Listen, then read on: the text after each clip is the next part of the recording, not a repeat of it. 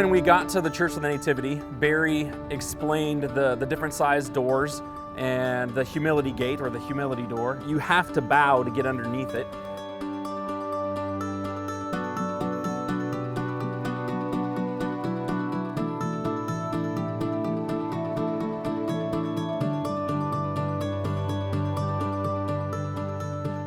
What we're looking at here is a statue of Jerome, who translated the Latin version of the Vulgate.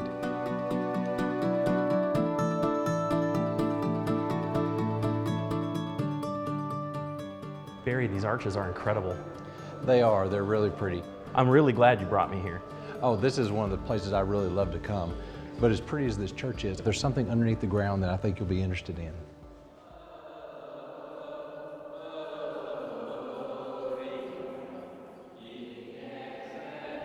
Well, one of the things I appreciate about traveling around Israel is because it helps me to make the Bible stories even more real.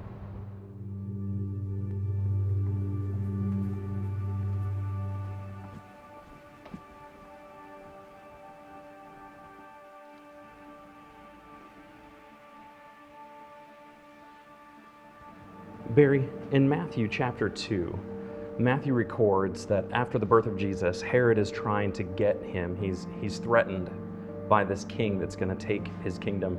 And so in a dream, Joseph is told to take Mary, take Jesus, and flee to Egypt. They do that. Herod is frustrated that he missed his opportunity. And so in Matthew 2:16, when he saw that he had been tricked by the wise men, he became furious and sent and killed all the male children in Bethlehem and in all that region who were 2 years old or under, according to the time that he had ascertained from the wise men.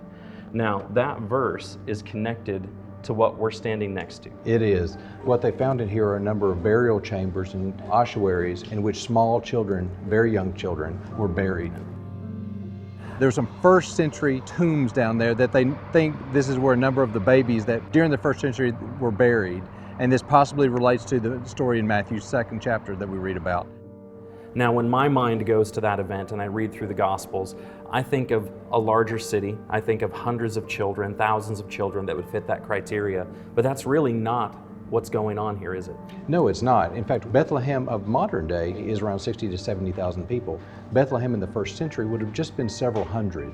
And so when we think about all the children who were killed, it wasn't in the hundreds or thousands. It was really probably in the number of dozens. Of course, any death is one too many. To think about what Herod did because he thought Jesus was a competitor to his throne is just, it's horrifying. It's such a haunting reminder of such a terrible time.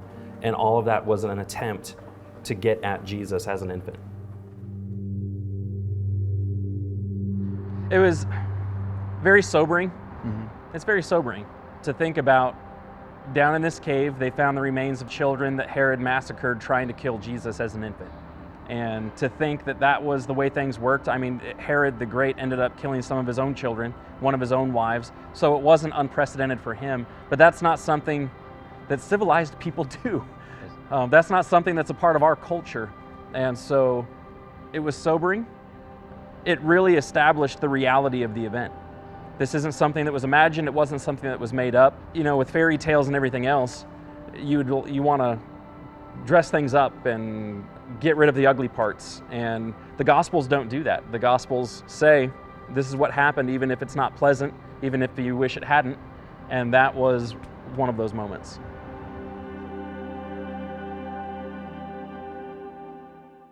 I'm Craig. And I'm Stu, and we're the founders of Appian Media.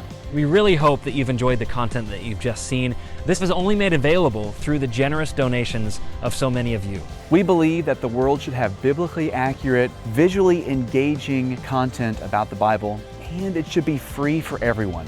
We would encourage you to visit the membership page of appianmedia.org and consider becoming a reoccurring member. Everything that you donate to Appian Media is tax deductible. However you decide to donate, we really appreciate your support.